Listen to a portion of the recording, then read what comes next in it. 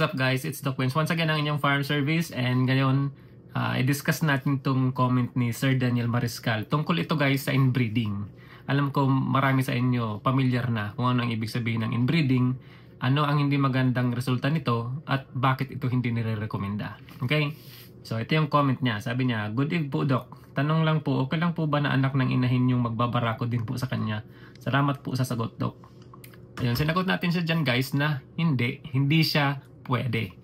Okay? Yung inbreeding guys, ito ay yung klase ng mating na pinag-mate or pinag-breed yung closely related na hayop or individual. So sa lagay ng baboy, sila yung magnanay, magtatay, magkapatid, magpinsan.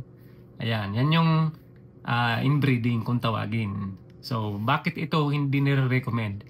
Kasi basically, ang mga nagiging resulta nito guys ay nanganganak sila ng mga abnormal. Okay? There are some generation na kailangan mangyari bago makita yung or lumabas yung mga abnormalities.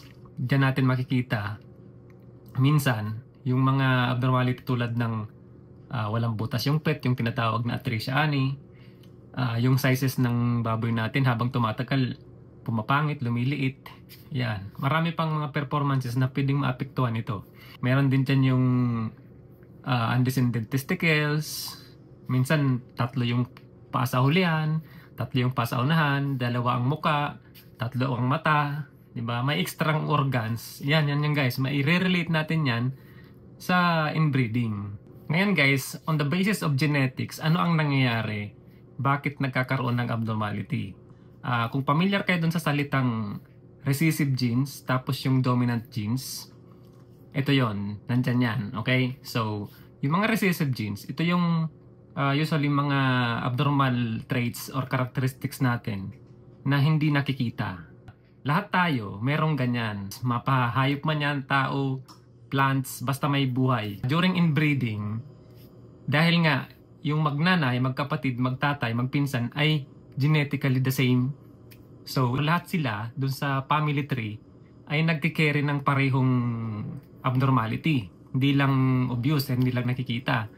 Ngayon, kapag ka nangyaring nag-breed sila or nag-mate sila, may chance na lalabas ito kasi magko-combine yung mga dominant tapos yung mga recessive traits. Magko-combine yun. Okay? So, magiging obvious na siya. Lalabas na siya ngayon, makikita mo na siya. Lalo na in a certain generation, habang tumatagal na paulit-ulit.